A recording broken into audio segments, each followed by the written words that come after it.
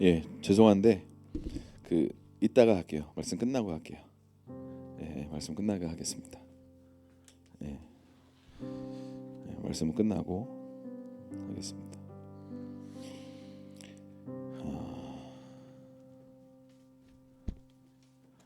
그 성찬의 잔의 제목이 떠올라서 오늘 설교 제목과 연결돼서 이 성찬이 오늘 말씀과 연결돼서 이 제목으로 성찬하면 좋겠다라는 생각이 갑자기 지금 들어서 성찬을 먼저 하려다가 말씀을 나누고 성찬을 하도록 하겠습니다. 그 성찬의 제목은 이따 말씀 나누고 같이 말씀드리도록 하겠습니다. 말씀 보겠습니다. 열왕기하 구약성경입니다. 601조 제 성경으로 열왕기하 말씀입니다.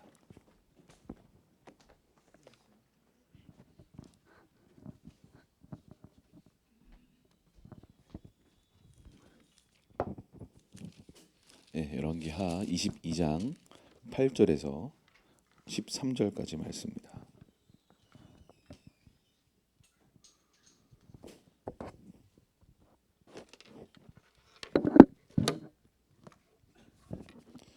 다 찾으셨죠? 우리 한 목소리로 다 같이 읽도록 하겠습니다. 열왕기하 22장 8절에서 13절까지입니다. 우리 한 목소리로 같이 읽겠습니다. 시작. 대제사장 서기관 사반에게 이르되 내가 여호와의 성전에서 율법책을 발견하였노라 하고 hil기야가 그 책을 사반에게 주니 사반이 읽으니라. 서기관 사반이 왕에게 돌아가서 보고하여 이르되 왕의 신복들이 성전에서 찾아낸 돈을 쏟아 여호와의 성전을 맡은 감독자의 손에 맡겼나이다 하고 또 서기관 사반이 왕에게 말하여 이르되 제사장 hil기야가 내게 책을 주더이다 하고 사반이 왕의 앞에서 읽음에 왕이 율법책의 말을 듣자 곧 그의 옷을 찢으니라. 왕이 제사장 hil기야와 사반의 아들 아히감과 말가야의 아들 악볼과 서기관 사반과 왕의 시종 아사야에게 명령하여 이르되 너희는 가서 나와 백성과 온 유다를 위하여 이 발견한 책의 말씀에 대하여 여호와께 물으라. 우리 조상들이 이 책의 말씀을 듣지 아니하며 이 책에 우리를 위하여 기록된 모든 것을 행하지 아니하였으므로 여호와께서 우리에게 내리신 진노가 크도다. 아멘. 아멘. 할렐루야. 2023년 오늘 마지막 날입니다. 하나님께서 우리의 어떤 묵은 때와 같은 것들이 주님의 임재와 사랑으로 불려지고 다 깨끗이 씻겨져 나가고 새로운 믿음의 옷을 입는 귀한 시간이 될 것을 축복하고 선포합니다. 아멘. 오늘 설교 제목은 부흥의 서막입니다. 뭐 영화 제목 같지 않나요? 제 여기 제목으로는 요시야 부흥의 시작이라고 했었는데 제가 말씀을 준비를 다시 한번 마치고 쭉 보면서 주님께서 우리의 삶 가운데 새로운 부흥의 역사들을 정말 써내려가기로 원하시는구나 그런 마음이 들어서 부흥의 서막 시작한다. 부흥의 시작 어떤 이런 의문으로 같이 이렇게 말씀 제목을 정해봤습니다. 여러분 한 해가 마무리되고 시작되면 한 해를 마무리하는 어떤 아쉬움도 있을 수 있고 또 한 해를 새롭게 시작하는 어떤 기대감도 있을 수 있죠. 바라기는 어떤 아쉬움들 어떤 내가 좀 더 이렇게 잘했으면 좋았을 텐데 이런 아쉬움들은 예수 그리스도의 그 보혈과 또 주님을 신뢰하는 마음으로 다 이렇게 아쉬움들 어떤 후회들 그런 것이 다 씻겨져 내려갈 수 있기를 축복합니다. 할렐루야. 아멘.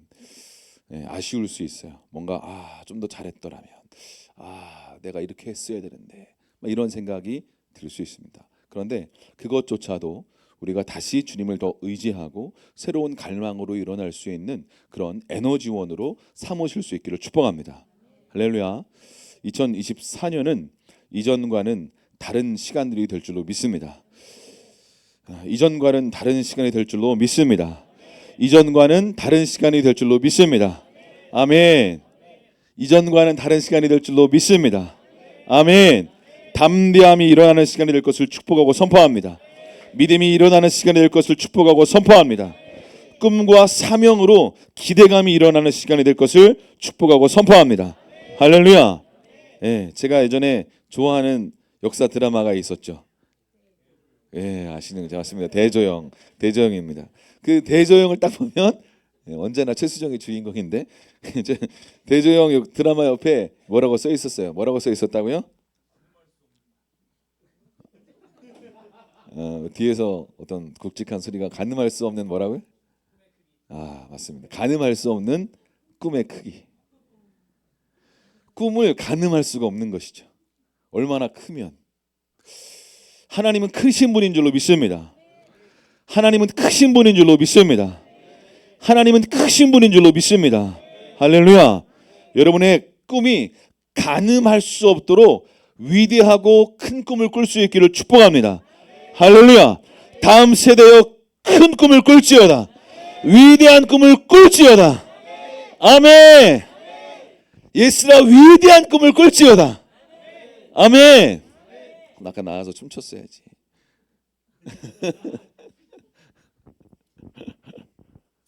사랑하는 여러분, 성경에 보면요 예언적인 어떤 장면들이 많이 나옵니다. 그 누구죠? 아하스인가요?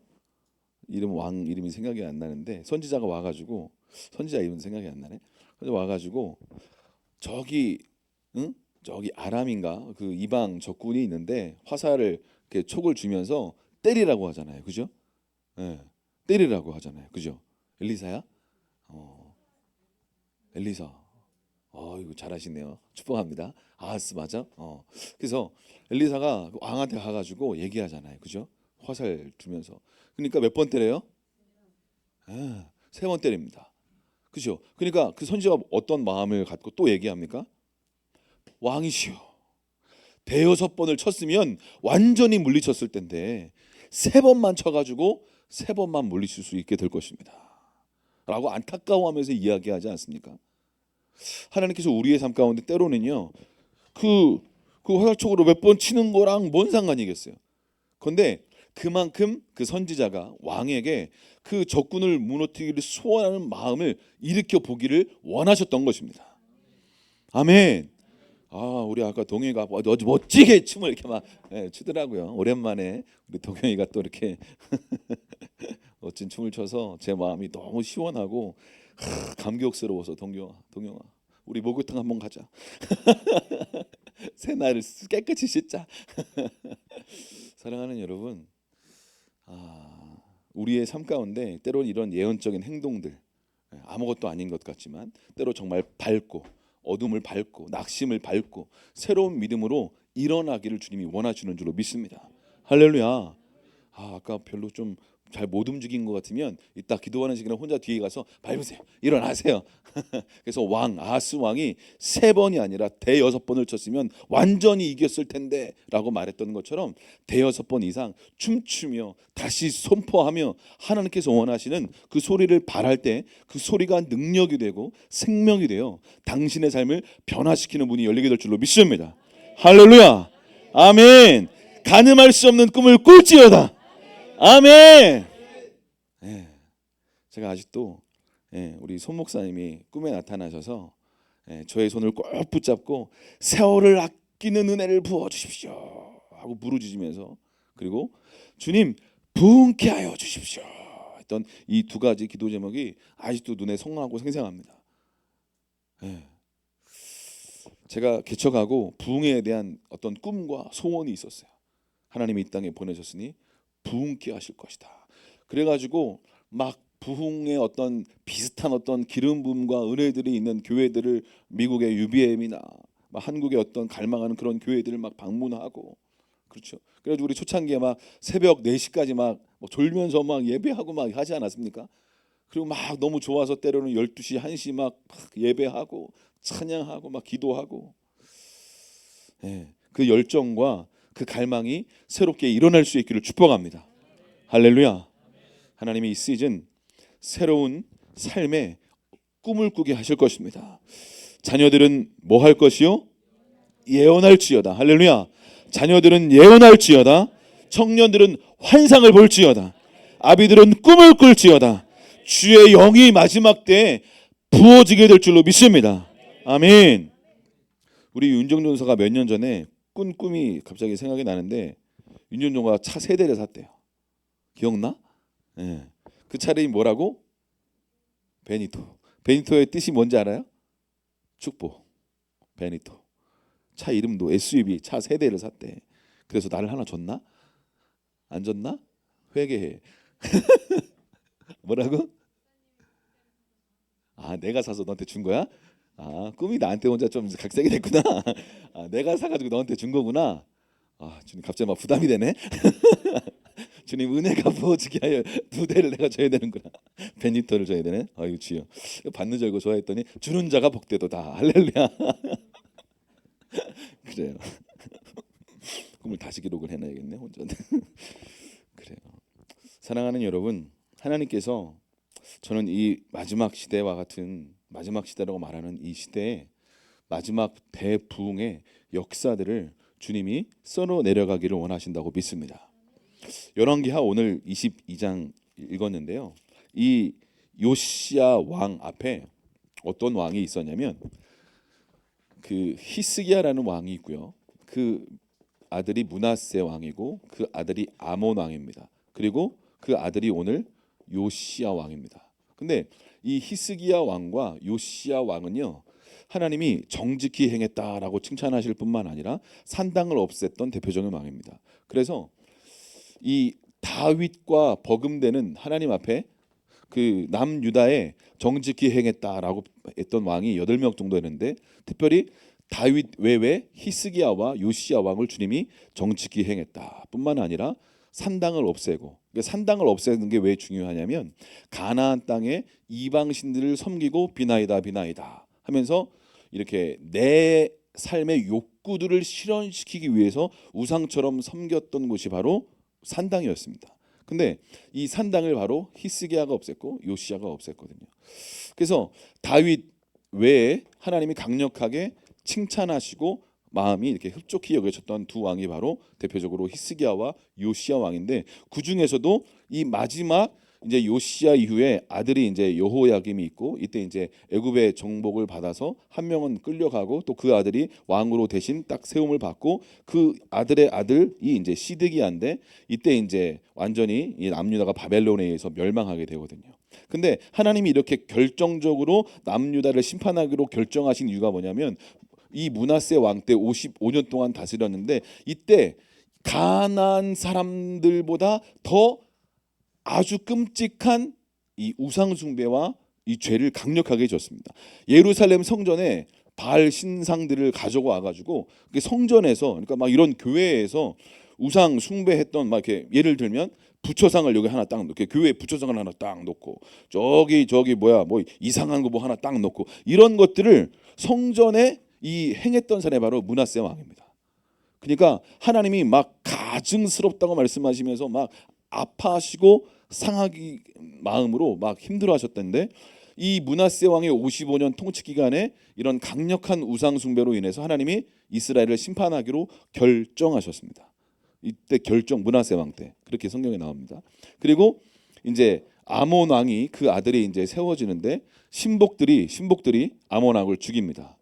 예, 이제 가까운 신하들이 아몬 왕을 죽이고, 왕을 죽이니까 이 국민들이 일어나서 이 신하들을 다시 또 죽입니다. 처단해 버려요. 그리고 이 국민들이 일어나서 세운 왕이 요시야 왕입니다. 요시야 왕이 8살 때 왕으로 세워집니다. 8살 때. 근데 이 요시야 왕이 세워진 이후에 수년 동안 이 요시야 왕이 너무 어렸을 때 세워지니까 어떤 일도 하지 못합니다. 그런데 오늘 열왕기하 22장 2절에 보면 요시야가 여호와 보시기에 정직히 행하여 그 조상 다윗의 모든 길로 행하고 좌우로 치우치지 않았다라고 성경은 말씀하고 있습니다. 그러면서 3절 이후에 우리가 오늘 이제 읽지는 않았지만 그 앞에 보면 요시야 왕이 된 지 18째 해에 이제 새로운 어떤 역사들이 이제 써 내려져 가기 시작합니다. 왕이 된 지 18째. 그러니까 8살 때 왕이 됐으니까 18해가 지났으니까 26살 때 새로운 어떤 역사들이 써 내려져 가기 시작합니다. 오늘 이제 그 얘기를 시작하기를 원하는데요. 특별히 아까 잠깐 말씀드렸던 것처럼 이 요시야 왕 때는요, 유월절이 회복됩니다. 근데 이 유월절이 회복된 건 이 사무엘 선지자 외에 다윗 왕도 유월절을 그렇게 온전히 행하지 않았습니다. 성경에 보니까 이 요시야 때 사무엘 이후에 그렇게 유월절을 온전히 지킨 적은 없었다라고 기록할 정도로 이 요시야의 부흥과 개혁은 완전히 새롭고도 놀라운 개혁이었습니다. 근데 이 므낫세의 할아버지 므낫세 왕의 강력한 죄로 말미암아 남유다를 심판하기로 결정하셨어요. 그러니까 이 요시야 왕이 죽은 이후에 때가 되었을 때 남유다가 완전히 바벨론에 의해서 멸망하는데, 멸망하기 수십 년 전에 하나님은 요시야를 통해서 남유다의 마지막 부흥을 이루었다라는 것을 성경은 기록하고 있는 것입니다. 그럼에도 이제 그 앞에 보면 므낫세 왕과 아몬 왕이 있었죠. 그러니까 이 시대에 이 남유다는 어떻게 보였을까요? 50년 이상 소망이 없었어요. 우상 숭배로 인해서 왕을 비롯해서 수많은 백성들이 이 우상 숭배와 죄악으로 가득했습니다. 소망이 없었던 것처럼 보였던 때가 바로 므낫세와 아몬 시대의 왕이었습니다. 근데 하나님은 이 요시야 왕이라는 왕을 통해서 유다의 마지막 부흥을 이끄셨습니다. 그리고 저는 이런 마음이 들었어요. 하나님 왜 이 말씀을 주셨을까? 소망이 없는 것처럼 보이는 너무 힘들고 아프고 어려운 이 세대 가운데 하나님이 지금 이 시대에 새로운 차원의 요시야의 마지막 부흥이 일어날 때인 줄로 믿습니다. 아멘. 그리고 이 요시야 때 어떤 일이 일어나냐면요, 요시야 부흥의 한 가운데가 쭉 지나갈 때 다니엘이 태어나고요, 에스겔이 태어납니다. 다니엘이 뭐예요? 10대 중반에 어때요? 이때 요시야 때 다니엘과 에스겔이 태어나는데요, 이때 이제 남유다가 완전히 멸망하고 포로로 잡혀갔을 때 다니엘과 에스겔도 포로로 잡혀가거든요. 그런데 언제 태어났다고요? 요시야 부흥의 한가운데 다니엘과 에스겔이 태어납니다. 그래서 이 다니엘이 바벨론에 잡혀갔음에도 불구하고 다니엘은 어때요? 마음을 구별해서 하나님만 섬기기로 결정하는 사람으로 일어나게 되죠. 정권이 계속 바뀌는데도 다니엘은 총리로 하나님께서 원하시는 믿음의 역사들을 써내려가는 놀라운 이방 나라의 총리로 하나님이 세우시는 것을 발견하게 됩니다. 에스겔은 어때요? 우리가 잘 알고 있는 것처럼 마른 뼈야 다시 살아날지어다 하면서 부흥의 선포를 한 사람이 바로 에스겔이죠. 보세요. 이 마지막 때에 소망이 없는 것 같은 므낫세와 아몬의 시대, 그리고 조금 있으면 남유다가 멸망할 시대. 그런데 그 마지막 때 요시야의 개혁과 부흥의 역사들이 써내려져가는 바로 이때 하나님은 바로 다니엘이라는 에스겔이라는 하나님의 사람을 출생시키시고, 멸망한 이후에도 하나님은 이들을 통해서 하나님의 역사들을 써내려가시고, 또 이후에 수룹바벨과 느헤미야와 또 에스라와 같은 사람들을 통해서 다시 어때요? 성전이 세워지고 성벽이 세워지면서 하나님의 역사는 계속해서 써내려져 간다. 할렐루야. 아멘.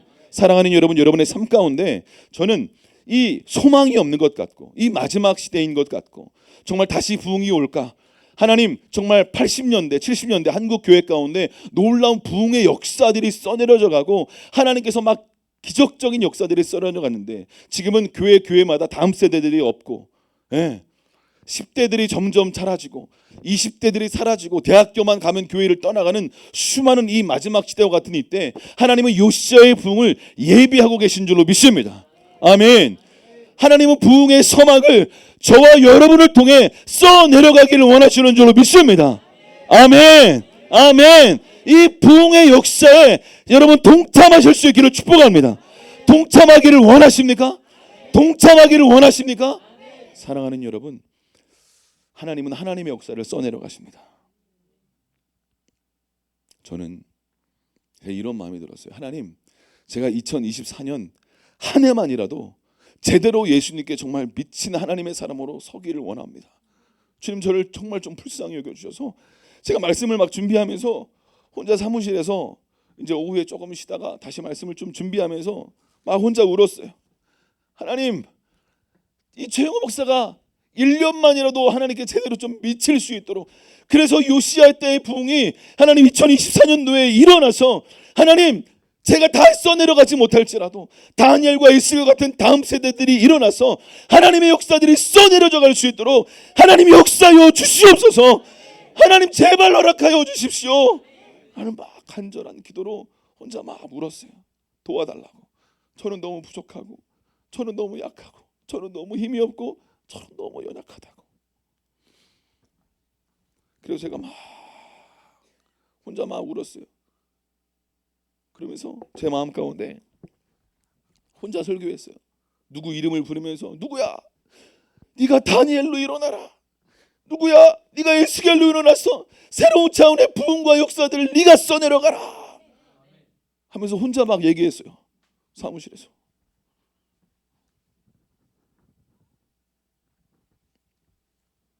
사랑하는 여러분, 우리의 삶 가운데 찬양받기 합당하신 우리 예수님, 최고의 경배를 받기에 합당하신 예수님, 저와 여러분을 위해 물과 피를 아끼지 않고 모두 쏟고 내어주신 그 예수님을 위해 저와 여러분의 삶을 한번 들이시지 않겠습니까? 네, 우린 연약합니다. 제가 이렇게 말했지만 어떻게 하면 그렇게 할 수 있을까?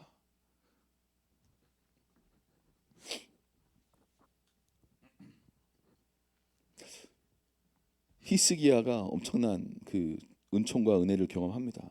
막 아수르가 쳐들어올 때 히스기야가 어떻게 합니까? 그 이방 왕 장군이었나요? 랍사게인가요? 막 조롱하면서 막 똥을 먹어라 하면서 막 이렇게 조롱하니까 히스기야가 그 편지를 가지고 하나님께 가가지고, 하나님, 이들이 이렇게 조롱합니다. 막 이렇게 간절히 기도해서 하나님의 천사가 확 사자가 임해가지고 아수르 진영에 있는 그 18만 5천 명이나 되는 수많은 사람들이 한 번에 그냥 죽어 내려가는 막 그런 일들이 있지 않습니까? 사내립은 니느웨로 바로 돌아가서 바로 닭이 이제 부하들에게 칼 맞아 또 죽고, 이제 하나님의 선지자가 와가지고 히스기야한테 너 죽을 준비해라. 그러니까 하나님, 제가 하나님 앞에 선하게 살았던 거 기억해 주십시오 해가지고 통곡하며 기도해가지고 생명이 15년 연장되는 은혜를 경험하게 되죠. 그럼에도 그 이후에 바벨론 사자들이 이제 병문안 와가지고 히스기야 아팠다는데 나와서 축하드립니다 하니까 막 히스기야가 막 들떠가지고 창고 다 보여줘가지고 바벨론의 그 신하들에게 군기고와 창고 다 보여줘가지고 나중에 이사야가 당신이 보여준 군기고와 창고에 있는 모든 게 바벨론으로 옮겨갈 것입니다. 그렇게 예언도 듣고, 안타깝지만, 그리고 55년 동안 므낫세의 그 수많은 우상과 가증한 일로 인해서 하나님의 심판이 결정되고, 그리고 아몬이 지나고 요시야. 그러면 요시야가 어떻게 이전에도 없었던, 다윗 때에도 그렇게 유월절을 회복하지 못했던 놀라운 개혁과 부흥의 주인공으로 설 수 있었을까? 오늘 열왕기하 22장에 쭉 1절부터 읽어 내려져 가보면 이 요시야의 삶 가운데 이제 26살이 됐던 바로 그때 어떤 일을 시작하냐면, 대제사장 hil기야를 불러서 여호와의 성전에 드린 은과 곧 문 지키는 자가 수납한 은을 계산해서, 그리고 성전을 수리할 수 있도록 사람들이 헌금한 걸 가져와서 이제 성전 수리할 수 있도록 이제 딱 이제 공사하는 사람들에게 맡겨줍니다. 그리고 성전을 수리하기 시작합니다. 성전을 수리하기 시작해요. 성전을 수리하기 시작했다는 것 자체는 무엇일까요? 다시 여호와 이름이 존중받기를 소원하는 마음의 갈망이 요시야 때 일어났던 것입니다. 그런데 그 에레미야 25장인가요? 여기 있다. 에레미야 25장 3절에 보면 어떤 말씀이 있냐면요, 유다의 왕 아몬의 아들 요시야 왕 13째 해부터 오늘까지 23년 동안 여호와의 말씀이 내게 임하기로 내가 너에게 꾸준히 일렀으나 너희가 순종하지 아니하였느니라 하면서, 에레미야 25장에 요시야 13년 때부터 이제 계속 하나님의 말씀을 에레미야가 선포했다라고 성경이 기록하고 있습니다. 그러니까 이 요시야 때 에레미야도 활동을 했던 것이죠. 그러니까 미루어 짐작해 봤을 때 요시야 왕 13년 때부터 선포했던 에레미야의 말씀이 요시야 왕에도 들려왔겠구나. 그러니까 이 5년 이후에, 에레미야가 선포한 지 5년 이후에 이 요시야가 성전을 수리하기 시작했다. 성전을 수리하기 시작했다. 그리고 성전을 수리한 이후에 오늘 우리가 읽은 8절에 어떤 일이 일어납니까? 우리 8절 한번 다시 한번 읽어보겠습니다. 8절입니다. 시작. 대제사장 hil기야가 서기관 사반에게 이르되 내가 여호와의 성전에서 율법책을 발견하였노라 하고 hil기야가 그 책을 사반에게 주니 사반이 읽으니라. 아멘. 아멘. 보세요. 성전을 수리할 때 대제사장 hil기야가 율법 그 서기관 사반에게 성전에서 율법책을 발견했습니다라고 얘기하는 거예요. 예, 율법책을 발견했습니다. 그래서 그 책을 서기관 사반에게 줘서 사반이 왕 앞에 나아가서 어떻게 해요? 그 율법책을 요시야 왕이 앞에서 읽기 시작합니다. 예, 11절 왕이 율법책의 말을 듣자 어떻게 합니까? 요시야 왕이 옷을 찢고 회개하기 시작합니다. 마음이 완전히 상했던 거예요. 완전히 무너졌던 거예요. 하나님, 우리가 이렇게 하나님의 말씀을 불순종하고 우리 마음대로 살았군요. 우리의 조상들이 엄청난 죄악과 우상숭배와 하나님을 가볍게 여기고 말씀을 존중히 여기지 않았고 엄청난 죄를 지었습니다 하면서 왕이 요시야가 율법책의 말씀을 듣자 옷을 찢으면서 상한 심령으로 회개하기 시작했다라고 성경은 말씀하고 있는 것입니다. 그렇다면 그 전에는 이 요시야가 제대로 말씀을 읽지 못했다라는 것을 증거하고 있지 않습니까? 그렇겠죠. 왜냐하면 그 앞에 므낫세와 아몬이 계속해서 우상 숭배와 수많은 악행들을 했기 때문에 말씀이 온전히 읽혀지고 선포되고 전파되지 않았다라는 것을 증거하고 있는 것입니다. 사랑하는 여러분, 저는 이런 마음이 들었어요. 성전을 수리하고 그 이후에 하나님의 말씀이 이 율법책이 발견되고 그 말씀이 요시야에게 들려졌던 거예요. 그러니까 말씀으로 세워지고 언약을 맺었던 이스라엘 백성에게 이 말씀이 새롭게 요시야를 통해서 재발견되는 일들이 일어나게 된 줄로 믿습니다. 저는 이런 마음이 들었어요. 말씀이 우리의 삶에 새롭게 들려지고 발견되어야 하는구나. 이 요시야가 말씀을 듣고 그 말씀을 듣자마자 옷을 찢고 상한 심령으로 회개하는 일들이 일어나기 시작한 것입니다. 여기서부터 바로 부흥의 서막, 부흥이 시작되었다라고 성경은 말씀하고 있는 것입니다. 그래서 이 요시야 왕이 옷을 찢고 회개하면서 주님께 엎드리기 시작한 거죠. 말씀에 비추어 보니까 우리는 하나님을 온전히 믿고 신뢰하며 믿음의 걸음을 걸어가지 않았다라는 것이 너무나 여실히 보여지는 거예요. 내 마음대로 산 거예요. 우상 숭배한 거예요. 내가 왕이 된 거예요. 그래서 회개하며 주님께 옷을 찢고 나아가니 13절 말씀 다시 한번 같이 읽겠습니다. 13절 시작. 너희는 가서 나와 백성과 온 유다를 위하여 이 발견한 책의 말씀에 대하여 여호와께 물으라. 우리 조상들이 이 책의 말씀을 듣지 아니하며 이 책에 우리를 위하여 기록된 모든 것을 행하지 아니하였으므로 여호와께서 우리에게 내리신 진노가 크도다. 아멘. 사랑하는 여러분, 율법책은 하나님의 말씀은 다 듣고 있는 것 같지만 들릴 수 없는 안타까운 일들이 너무나 많은 것을 발견하게 됩니다. 우리는 너무나도 이 세대의 문화와 영향력을 받고 살아가고 있는 부분이 있는 것 같습니다. 성경에는 뭐라고 얘기합니까? 날마다 말씀을 읽고 기도를 쉬지 말고 해라라고 말씀하고 있죠.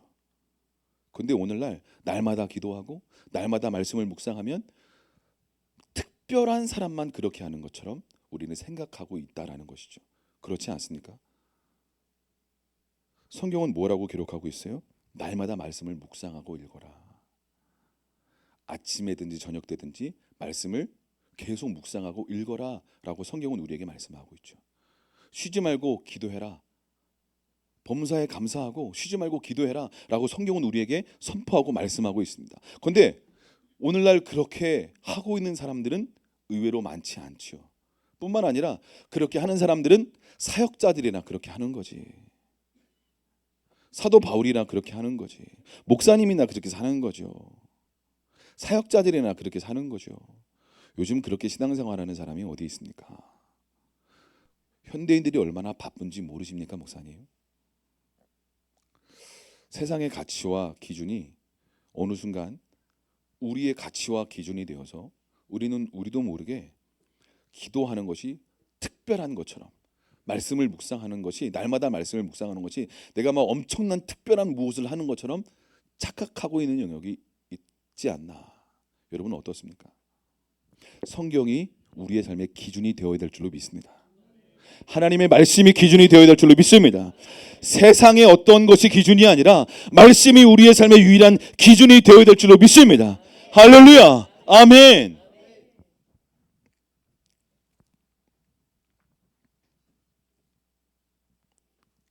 오늘 요시야가 말씀의 기준을 새롭게 들은 거예요.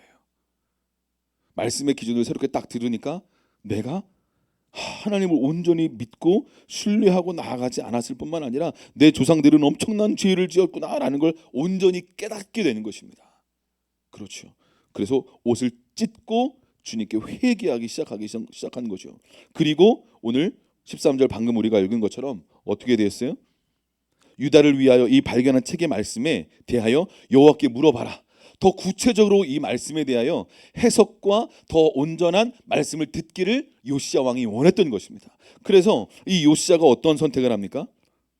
우리 조상들이 이 책의 말씀을 듣지 않고 이 책에 우리를 위하여 기록된 모든 것을 행하지 아니하였으므로 여호와께서 우리에게 내리신 진노가 이렇게 큰 것이구나라는 걸 깨닫고 알게 됩니다.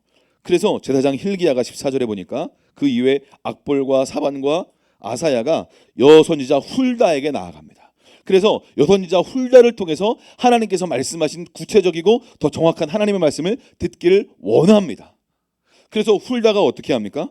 하나님께서 요시야를 통해서 이 제사장 hil기야가 선지자에게 나와서 하나님의 말씀이 이렇게 발견되어서 우리가 그 책의 말씀을 듣고 요시야가 옷을 찢고 회개하며 주님께 나아갔습니다. 뿐만 아니라 하나님의 말씀을 듣지 않고 우리 마음대로 살아서 여호와의 진노가 우리에게 이렇게 큰 것을 우리가 알았습니다. 그런데 이 말씀을 조금 더 선지자 훌다여 우리에게 구체적으로 말씀해 주시고 가르쳐 주십시오라고 요시야가 제사장 hil기야를 훌다에게 보낸 것입니다. 그러니까 훌다가 나중에 열왕기하 22장 19절 20절에 이렇게 이야기합니다. 여기 기록되어 있진 않은데 성경을 한번 좀 찾아보세요. 성경 열왕기하 22장 한번 찾아보세요. 그리고 19절 20절 같이 한번 읽어보겠습니다. 구약성경 602쪽입니다. 열왕기하 22장 19절 20절입니다. 열왕기하 22장 19절 20절 훌다가 말하는 거예요. 우리 18절부터 읽어볼까요? 18절 19절 20절 세 절 말씀 같이 한번 읽어보겠습니다. 열왕기하 22장 시작. 너희를 보내 여호와께 묻게 한 유다 왕에게는 너희가 이렇게 말하라. 이스라엘의 하나님 여호와가 이같이 말씀하셨느니라. 내가 들은 말들에 대하여는 내가 이곳과 그 주민에게 대하여 빈터가 되고 저주가 되리라 한 말을 내가 듣고 마음이 부드러워져서 여호와 앞 곧 내 앞에서 겸비하여 옷을 찢고 통곡하였으므로 나도 내 말을 들었노라. 여호와가 말하였느니라.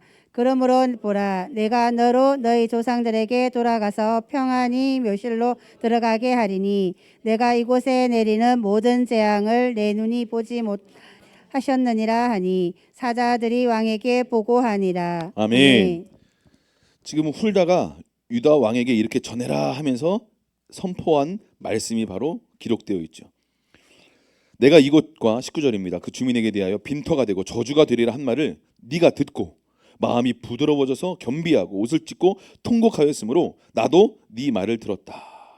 그래서 너는 요시야 너는 평안히 묘실로 들어가게 될 것이다. 내가 이곳에 내리는 모든 재앙을 너는 보지 않게 될 것이다. 라고 이제 이 훌다가 요시야에게 전하라고 하면서 신하들에게 이야기한 것이죠.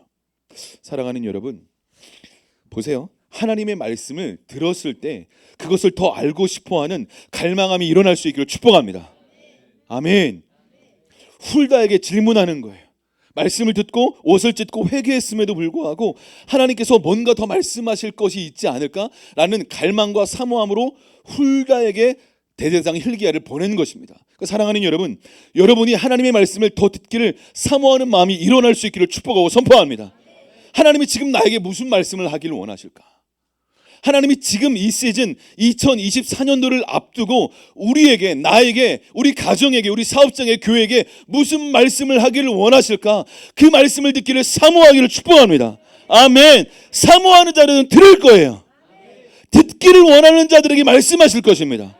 동일하게 말씀이 선포되어도 듣기를 사모하는 자들은 100% 그 말씀을 들을 수 있는 문이 열리게 될 것입니다.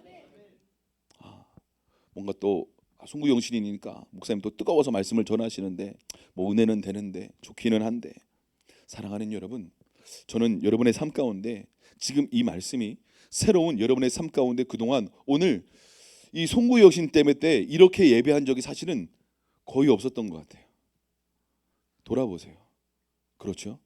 송구영신 예배 때 이렇게 예배한 적은 거의 없어요. 뭐 뜨겁게 물론 기도했었던 적도 있고 했지만 예배가 이렇게 풀어진 적은 없었어요.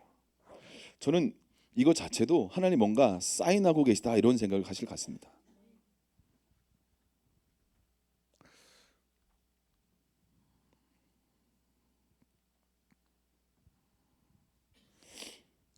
저는 그래서 지금 우리가 다른 어떤 것보다도 더 우리가 요시야의 이 마지막 개혁과 부흥의 은혜들을 사모하는 마음으로 지금 우리가 구해야 될 것은 그렇다면 무엇일까?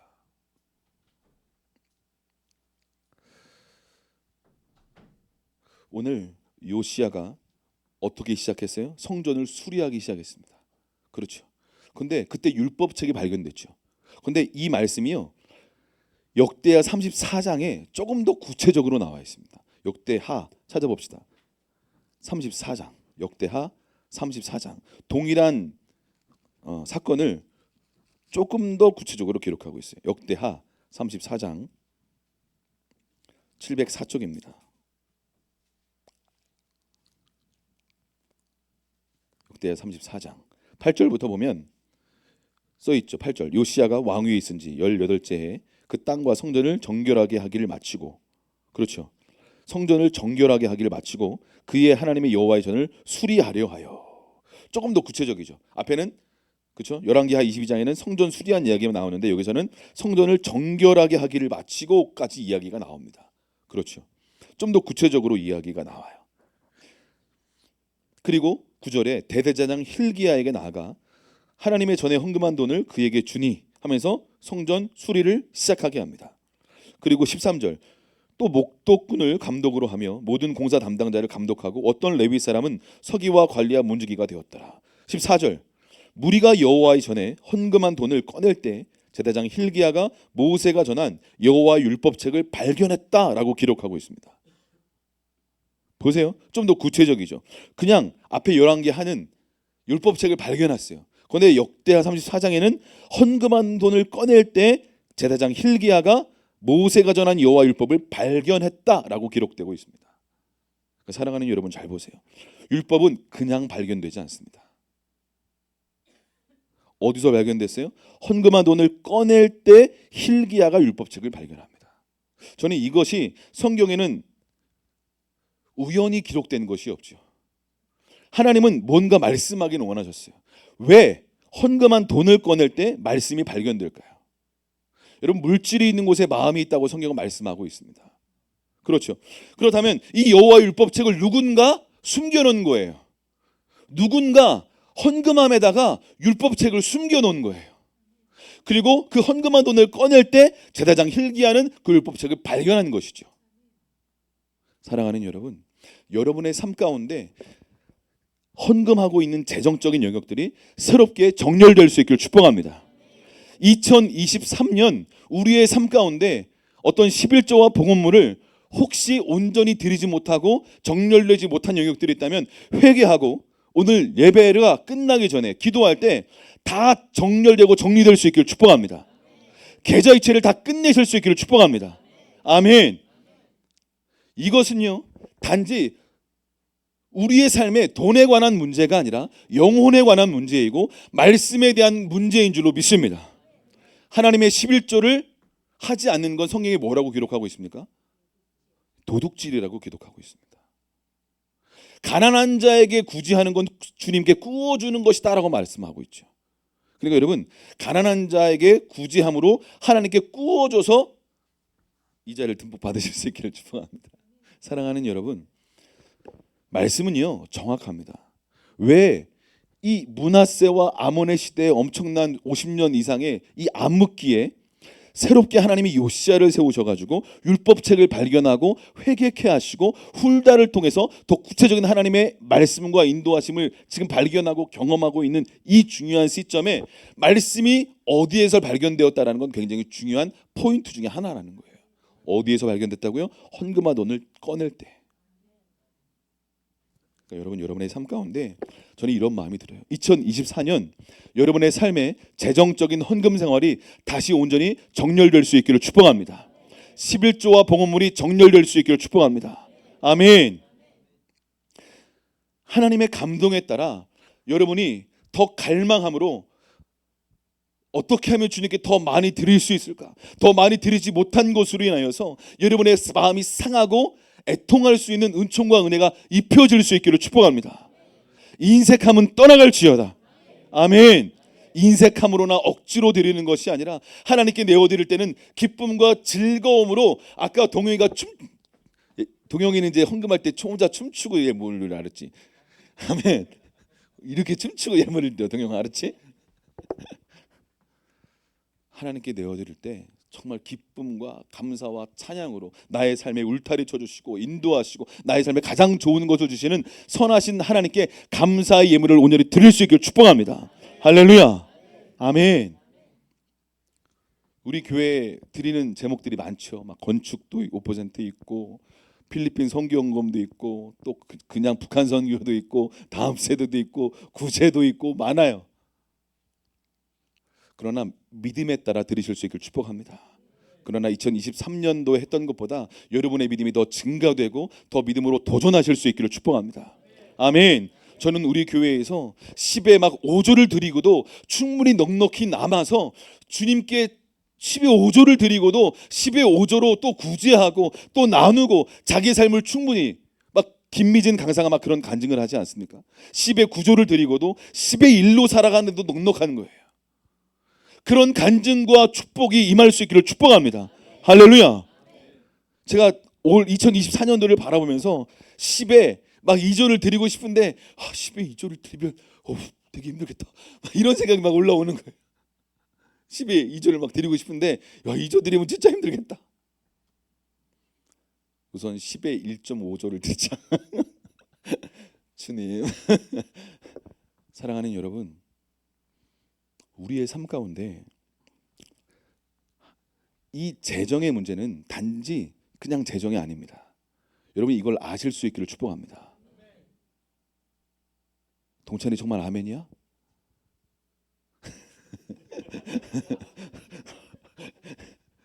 사랑하는 동찬이, 요즘 믿음이 조금씩 회복하고 있는 것 같아.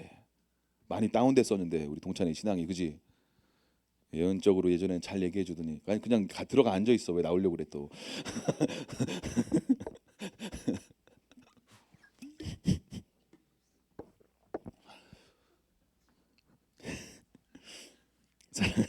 사랑하는 여러분, 제사장 hil기야가 여호와의 율법책을 발견한 그 장면이 열왕기하 22장에 안 나와요. 근데 동일한 사건인데 역대하 34장에는 기록되어 있습니다.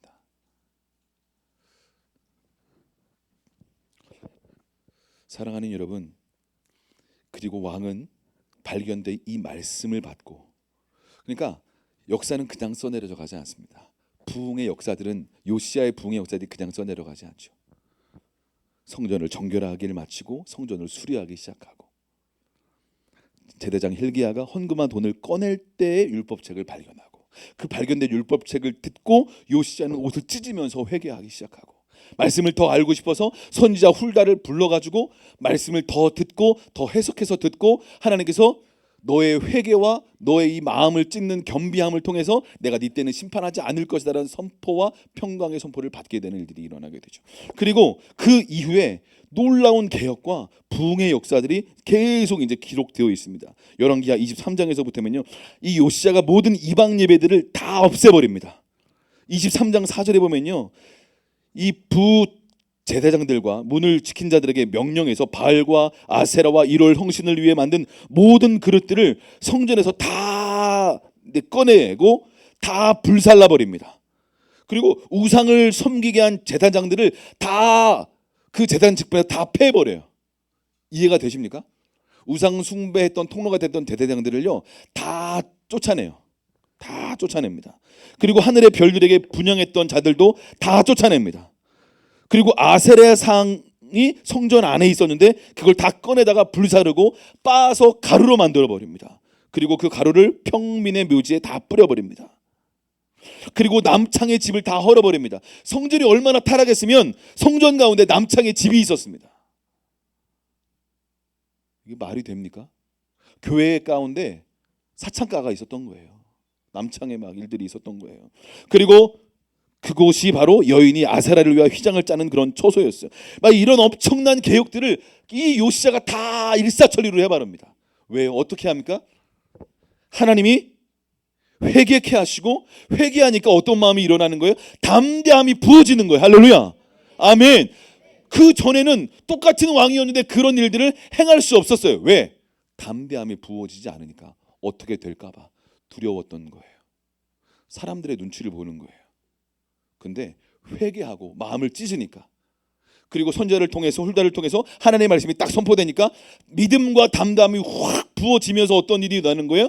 개혁과 부흥의 역사들이 막 일사천리로 진행되어 가는 것입니다. 할렐루야. 하나님은 당신을 통해서 그 부흥의 역사들을 써내려가기를 원하시는 줄로 믿습니다.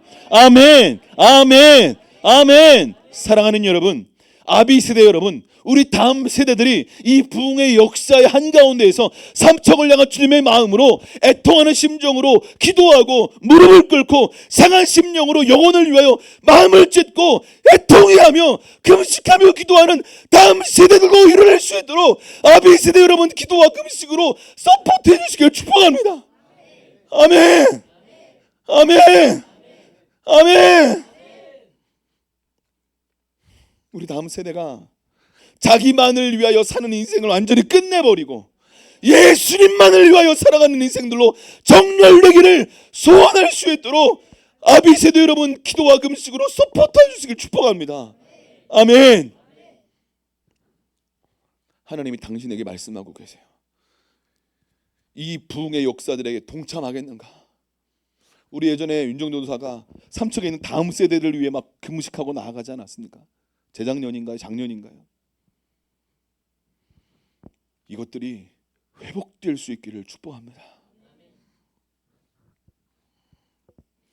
하나님은 요시야의 이 유다가 멸망하기 전 마지막 부흥의 역사들을 써내려가면서 이것이 잠깐 부흥으로 끝날 것 같지만 하나님이 이 시대에 다니엘을 에스겔을 출산케 하시고 이들을 통해서 포로 이후에 이들이 이 포로 한가운데에서 새롭고도 놀라운 하나님의 말씀을 선포하는 사람들로 일어나게 되었다.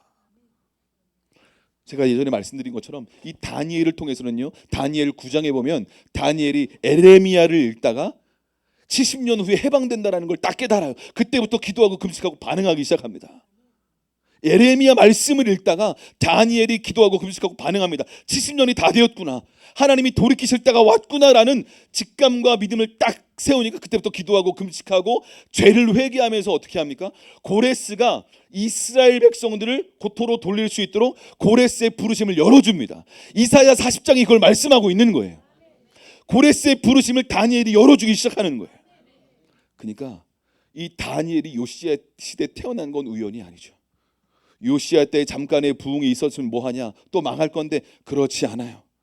이때 부흥이 있었기 때문에 이때 태어난 다니엘과 에스겔을 통해서 하나님은 하나님의 역사들을 써내려가고 있는 것이죠.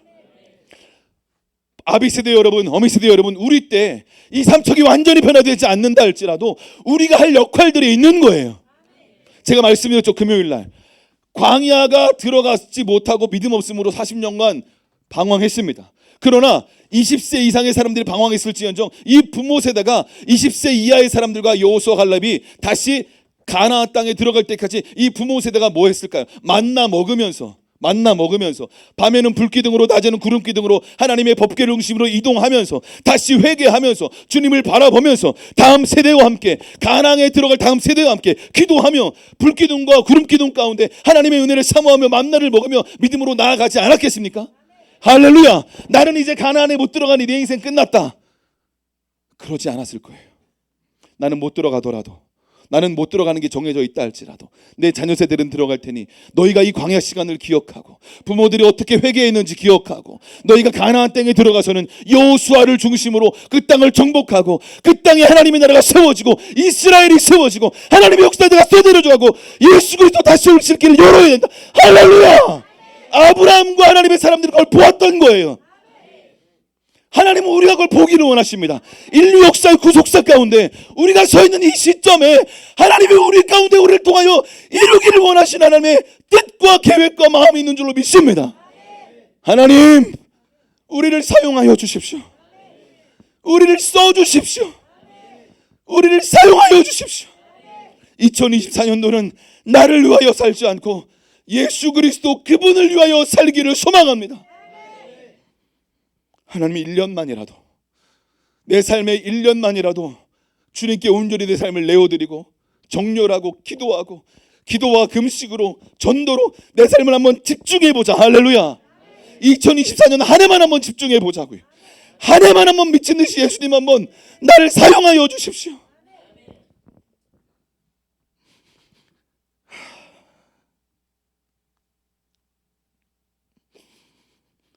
하나님의 뜻을 우리가 한번 이루어드려야 되지 않겠습니까?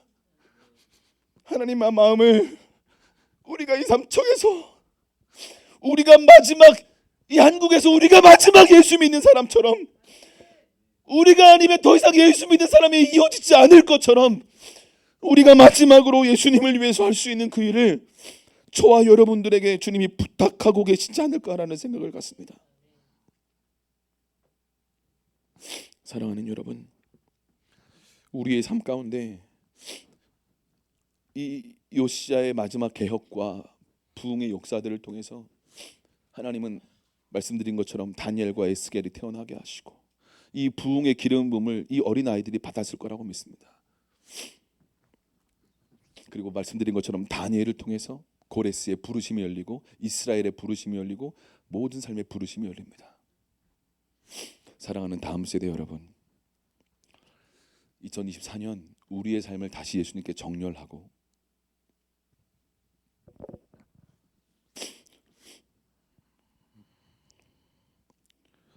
하나님 마지막 요시야의 부흥과 개혁에 제사장과 또 성전을 수리했던 각각의 역할들이 있을 것입니다. 우리 교회가 리모델링하고 성전을 수리했습니다. 여러분의 헌신과 수고와 땀과 애씀이 헛되지 않을 거라고 믿습니다. 사랑하는 여러분, 우리의 삶 가운데 우리의 삶이 영원하지 않습니다. 한 해가 마무리되고 이제 한 20-30분 후면 오늘 한 해가 마무리되는 것처럼 우리의 인생도 마무리될 때가 올 것입니다.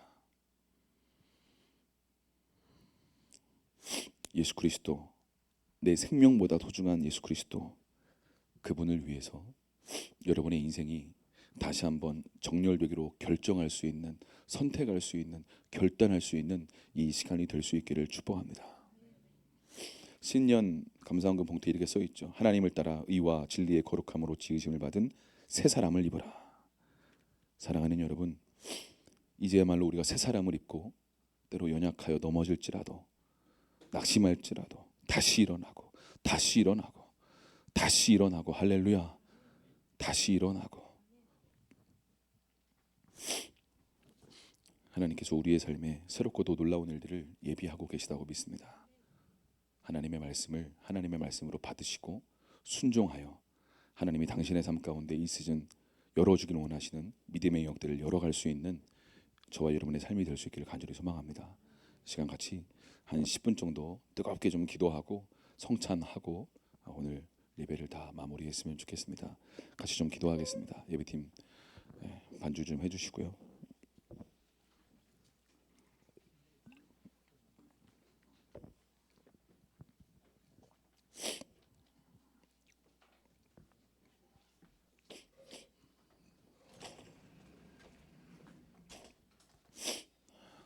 예수님은 나의 생명보다 소중한 분인 줄로 믿습니다. 예수님은 우리의 어떤 것보다도 소중한 분인 줄로 믿습니다. 하나님, 우리가 예수님을 정말 마음과 뜻과 힘을 다해 사랑할 수 있도록 예수님의 말씀을 예수님의 말씀으로 존중할 수 있도록, 우리가 때로 베드로처럼 연약하고 때로 부인하고 실수하고 넘어집니다. 그러나 예수님이 베드로를 위하여서 네가 다시 세워질 때, 예수님이 베드로를 위하여 네가 다시 세워진 이후에 너를 통해서 세워질 자들을 위해 나아가라고 말씀하시는 것처럼, 하나님 우리의 삶 가운데 우리의 연약함이 있다 할지라도 다시 예수님을 바라보고 다시 순종의 걸음으로, 다시 무릎의 걸음으로 하나님 우리가 걸어갈 수 있도록 은혜 위에 은혜를 더하여 주십시오. 주여 우리에게 부흥케 하여 주시옵소서. 주님 우리를 새롭게 하여 주시옵소서. 2024년 하나님 우리의 삶에 새로운 차원의 믿음을 부어 주시옵소서. 예수님께로 정렬되게 하여 주시옵소서. 우리 주여 외치고 요시아의 마지막 부흥이 우리의 삶에 일어날 수 있도록